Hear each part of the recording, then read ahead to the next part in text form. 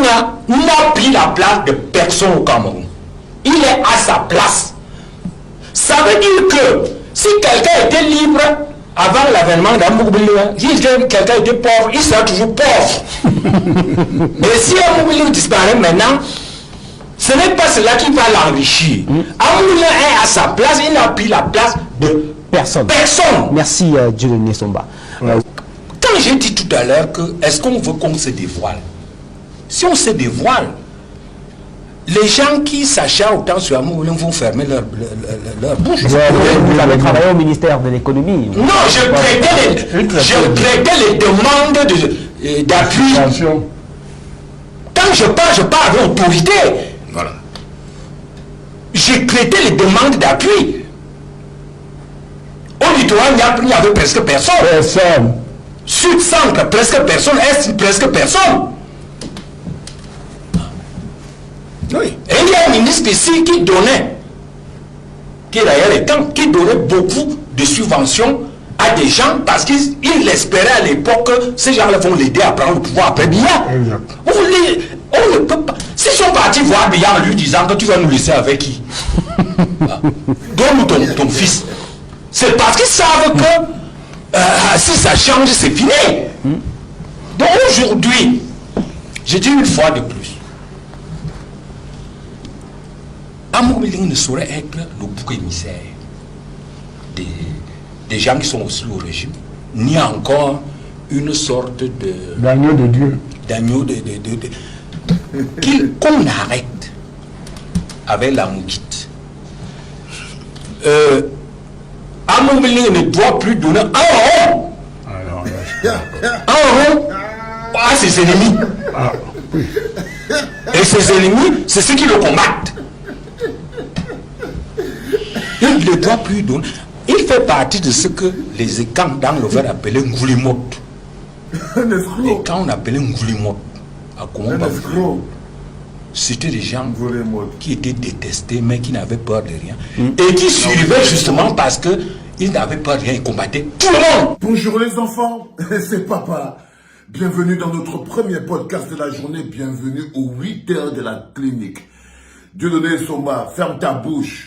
Si j'avais un gros morceau de savon, j'allais enfoncer ça dans ta bouche de Dieudonné Somba et je t'aurais lavé tes dents là avec un gros morceau de bâton. Là, je suis obligé de te manquer de respect. Je vous ai toujours dit, les enfants, le Kinda est toujours le plus énervé. Déjà, je vais t'expliquer quelque chose. Ngoulimot, ce n'est pas un escroc. Si tu dis que les écams appellent un Ngoulimot, un Ngoulimot chez les écams, c'est quelqu'un qui a la droiture, la rectitude, celui qui respecte la veuve et l'orphelin, respecte la fortune publique, est capable de se dresser pour défendre la justice, il est capable de se dresser comme un seul homme et bloquer et lutter contre tout. C'est ça qu'on appelle un Ngoulimot. Ok, Dieudonné Somba, il faut fermer ta bouche. Faut fermer ta bouche. Vous n'allez pas salir toujours la tribu, tout un groupuscule de personnes avec vos piteries. Quand une histoire de parrainage se transforme au tribalisme, on est dans la pure sorcellerie, les enfants. Ok, Dieudonné Somba, Amour Belinga a ce Ngoulimot. Amour Belinga, il est comme une souris, c'est un voleur. C'est un escroc et c'est un voleur. Il a fait du mal au pays. Il a éventré la fortune publique. Ok? Ton histoire de Ngoulimot là, ton Ngoulimot, c'est parce qu'il te donne un peu d'argent. Ngoulimot décorrompu. Ngoulimot décorrompu. Tu connais ce qu'on appelle Ngoulimot Dieudonné Somba. Regarde-moi quelqu'un. Juste qu'il vient prendre les grandes paroles pour mettre sa main. Je me demande souvent ce qui vous arrive. Je me demande souvent, fondamentalement, ce qui vous arrive. Mieux de toi, Amour Belinga, ce qu'on appelle Ngoulimot. N'importe quoi. Allez, bonjour les enfants, nous sommes donc dans le 8 heures de la clinique aujourd'hui. Et comme vous pouvez le constater, vous pouvez le constater avec effroi, cette histoire, la pilule du rejet de la candidature d'Amour Belinga s'est transformée en une affaire d'État. Parce que derrière, il faut savoir que c'est une grosse opposition politique toujours. Donc il n'a pas digéré le refus de l'ESTIC. Il n'a pas digéré que le peuple camerounais se soit levé pour lui dire non, va. Il croyait qu'on était déjà dans le pays de la dépravation, dans le pays de la corruption, dans le pays de tout. Il croyait qu'on était déjà plongé dans le pays du wallo-wallo. Il ne savait pas que le peuple camerounais peut avoir un dernier sursaut d'orgueil pour dire on ne peut pas avaler n'importe quoi. On ne peut pas continuer d'avaler le caca. On ne peut pas continuer d'avaler n'importe quoi. Vomissons, on a vomi ce bonhomme. La société a vomi ce bonhomme. On a dit non, tu n'entres pas à l'estique. Tu n'entres pas à l'estique. Ok? Entre parenthèses, Bruno Bidjam, détrompe-toi. Même les Sam que tu vois là, les Sama, sur le où tu veux partir là, c'est toujours la fortune publique éventrée par Mogo Belenga qui a construit ça. C'est toujours les marchés, c'est le financement de l'État.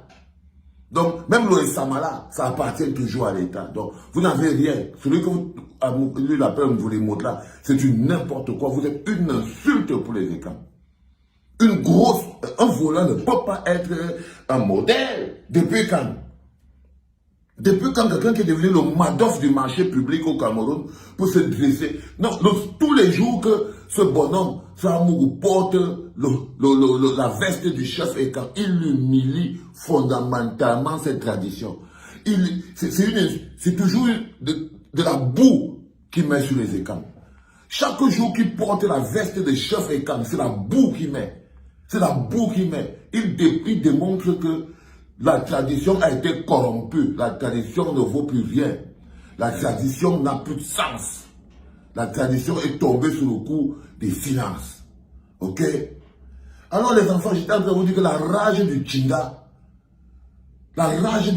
est toujours plus élevée. Regardez Dieudonné Somba, il est la première carte. Il y avait plusieurs Tchindas sur cette table. Donc Amougobele, il a fait venir des blanchisseuses. Parce que j'appelle les gens là, c'est des blanchisseuses. C'est-à-dire qu'il y a Hervé Emmanuel comme Soule Onouyolo, Dieudonné Somba, Claude Abbé, c'est des blanchisseuses. Amougou a fait venir des blanchisseuses pour laver ses propres frustrations parce que la honte veut le tuer. Il avait écrit qu'il veut devenir le parrain. Donc c'est un revers qu'il a reçu. C'est un revers qu'il a reçu. Donc, comme tous les hommes de pouvoir qui on ne dit pas non, il est comme un homme à qui une femme ne peut pas dire non. Donc là, il est comme un homme à qui la femme a dit qu'aujourd'hui, tu ne touches pas. Dégage. Et là, il n'arrive pas à le supporter. Il démontre donc pourquoi il est propriétaire de 4 chaînes de télé, 5 radios. Voilà donc pourquoi ils avaient donc pris tout cet argent. Pour fabriquer ces visions 4, pour venir narguer le peuple avec. Pour utiliser ça pour abrutir le peuple. Ils ne savaient pas qu'on allait avoir la clinique. C'est pour ça que vous devez partager. Parce que pour combattre ce genre d'ineptie psychologique et intellectuelle, il nous faut un répondant médiatique beaucoup plus puissant. C'est pour ça qu'on est structuré. On est la clinique. On a maintenant le 8 heures de la clinique. Ça veut dire que chaque 8 heures, vous aurez une capsule pour décanter le cerveau. Pour décanter le cerveau, et vous devez seulement partager. Sans perdre le temps. On peut aller sur ce truc. Donc le bonhomme, il prend donc ce réveil, il envoie donc ses blanchisseuses, Hervé Emmanuel comme, quelle honte. Toi tu es vraiment le dernier des petits. Le gars qu'on appelle Hervé comme, c'était mon ami, hein, au pays. Je dormais chez lui, c'était mon pote. 24 semaines, on montait, on descendait, on partait les boîtes de nuit, Njoka. C'était mon ami dans le Sardina. Moi, j'ai dit que j'ai beaucoup d'amis Sardina au Cameroun. Ce qu'on appelle Hervé Emmanuel comme il a arrêté d'être mon ami quand je suis parti en prison. Parce qu'il était en mission commandée chez moi, il croyait qu'il allait venir essayer de me retourner la tête et tout. Aujourd'hui, il est une blanchisseuse d'amour au Béninga. Aujourd'hui, Hervé, comme tu es devenu une blanchisseuse d'amour. C'est quand même terrible. Que vous tombez bien bas là-bas au pays. Hein. Vous tombez bas au pays. Regardez-les comme ils sont assis. C'est des Tchindas énervés. Ils sont les plus énervés, les plus choqués, les plus estomaqués. Ça croit qu'ils sont payés à la performance. Ah oui. Parce que là, ils sont en train de sortir le grand jeu. C'est à croire qu'ils sont payés à la performance. Vous avez dit que le bonhomme là, il est intelligent. Son seul problème, c'est le tribalisme. C'est-à-dire qu'il est capable de transformer une histoire de parrainage dans une école de communication comme l'ESTIC à une histoire de tribalisme. Pourquoi? Parce que ça lui coule dans le sang. Hein? Il est énervé comme tous les Tchindas.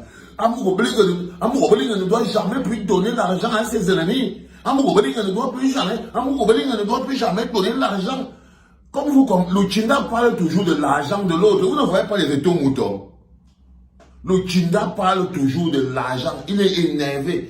Parce que ce qui est énervé, par exemple, comme pour le cas de l'Eto Mouton, les Eto Moutons sont énervés parce qu'ils imaginent que Eto a pu donner 78 millions de francs à Valsero. Et Valsero ose le laver comme on lave les habits au bord de la rivière. C'est la même chose que c'est la jalousie qui veut tuer les Eto Moutons là. Alors qu'eux, ils frottent le sol pour Eto tous les jours. Ils chantent Ave Maria, on ne les donne pas. Ils sont fâchés pour ça. C'est seulement pour ça que les Eto Moutons sont fâchés. Parce qu'ils estiment qu'on a donné de l'argent à quelqu'un qui ne fait pas le travail qu'ils font. Mais vous inquiétez pas, les enfants, c'était pas donné. Donc de l'autre côté, vous avez ce bonhomme qu'on appelle Dieudonné Nsomba. Il interdit à Amourou Belinga de continuer de donner l'argent à ses ennemis. Il interdit. Et la blanchisseuse derrière Hervé Maillot dit non, quand même. Il parle même plus loin. Quand on vous dit qu'en ce moment, ce qui se passe, c'est que ce bonhomme qu'on vous appelle Dieudonné Nsomba là, c'est l'un des mecs, comme je vous l'ai dit, même chaque courant a ses intellectuels. La conservation de pouvoir, le tribalisme et tout, ça aussi ses propres intellectuels. Ils sont là pour théoriser, intellectualiser cette logique. Il n'y a pas que Mathias Oranguini. Dieudonné Nsomba est d'une performance actuelle énorme. Énorme. Là, il vous sort carrément un dossier en disant que quand lui travaillait au ministère de la planification, de quoi, il parlait d'un ministre écam qui donnait même des subventions seulement. Il dit, il n'y avait pas le centre, il n'y avait pas le sud, il n'y avait pas le nord. C'est le tribalisme. Vous voyez c'est quoi? Il est en plein dedans. Il n'y avait pas le centre, il n'y avait pas le sud, il n'y avait pas le nord. Il essaye de dire que le ministre Ekam donnait de l'argent, donnait des subventions aux commerçants bamlékés pour l'aider à prendre le pouvoir. Et ces bonhommes parlent toujours à la télé. Et imaginez ce qui se passe dans la tête des Camerounais quand ils écoutent. Regardez la construction. On utilise l'intellectualisme. Et l'intellectualisme. Amour Belinga ne doit pas être le bourg émissaire des gens qui sont hostiles au régime. Les qui sont hostiles au régime? Ngongo. Mais vous êtes tous le régime. Vous êtes tous le régime. Nous, on est hostiles au régime avec quoi? C'est qui? Quand on dit que les gens qui sont hostiles au régime, c'est les qui? Là où on a la guerre des clans là, c'est les qui? Ça veut dire que lui-même est devenu, le cerveau même a cuit. Quand il dit hostile au régime, c'est les qui? Qui il met dans nous, hostile au régime? Il met quoi dedans? Il met quoi dedans? En d'autres termes, il essaye de vous faire comprendre que les Bamlékés, eux, sont allés voir Pomba pour dire à Pomba que donne-nous ton fils. Donc il estime même que même ce qu'il y a même pas. C'est-à-dire que vous imaginez le niveau c'est quand même assez compliqué de vouloir faire comprendre aux Camerounais qu'il y a un groupe ethnique, donc les Bamlékés qui seraient allés voir maintenant le président Pomba pour lui dire que non, que c'est les Bamlékés qui veulent que le petit Francky devienne le remplaçant de son père. Comme ça, là, ils seront toujours protégés. Voilà la construction des cancres profonds. Hein. Il estime que non, les autres n'ont pas les capacités. C'est-à-dire que dans sa tête, là, il n'y a pas une autre tribu, il n'y a pas une autre ethnie, il n'y a pas un autre groupe sociologique, il n'y a pas quelqu'un d'autre qui peut diriger le Cameroun. Au point où les autres sont obligés d'aller supplier le fils de Pomba, supplier Pomba, que bon, Pomba, comme toi, tu étais seulement le seul là, c'était seulement toi, la seule personne qui peut maintenant encore maintenir, c'est le ver de terre. C'est le petit Francky. C'est le petit Francky. Voilà le vomi que Dieudonné Nsomba essaye de verser dans la gorge des Camerounais. Quand je vous dis que cet homme, il n'est pas seulement compliqué, il est super compliqué. Il est super compliqué. Il n'est pas seulement compliqué à 2 balles. Il est super compliqué. Ils ont donc réussi à transformer une histoire de parrainage. Ils ont réussi à transformer une histoire, à faire virer une histoire de parrainage à des balivernes tribales. Amour Belinga, il est ce qu'on appelle, chez les Ekans, Ngolemot. Tu connais ce qu'on appelle un Ngolemot. Tu me regardes, ça c'est Ngolemot. Ok? Ça, ce que je tape avec la poitrine, fille Dieudonné Nsomba, ça c'est Ngolemot. Ok? Pas une souris qui zigzague au milieu de la fortune publique sans la moindre dignité. Pas quelqu'un qui grappille, qui nettoie les fonds des caisses de l'État sans la moindre dignité. En Angoulé Mouridja. En Angoulé Mouridja. Les grands avec quoi? Non. Il n'y a aucun volet mode dedans. Je suis désolé, mon cher ami Dieudonné Somba. Tu t'es peut-être dit que tu allais faire une grosse performance aujourd'hui, mais je suis désolé. Ton volet mode va te serrer avec ça. Va te serrer avec ça. Les enfants, ça c'était le premier podcast de 8 heures de la clinique. Très très rapidement, bientôt, quand vous aurez bien partagé sur lui, c'est que le peuple aura compris, parce qu'on va nettoyer toute cette poussière-là avec la brosse et tout. On va intégrer dans la clinique en deuxième podcast l'homme qu'on appelle Claude Abbé, un autre bonhomme extrêmement radical. Aïe, les enfants. Allez, réveillez-vous les enfants. Accompagnez les enfants à l'école, regardez le podcast en même temps, partagez en même temps que vous prenez votre petit déjeuner et tout, c'est l'objectif, c'est le plan. Donc, chacun pose son téléphone, il regarde, il met un like, un partage, il mange son petit déjeuner, il partage, c'est le premier journal de la journée. C'était papa.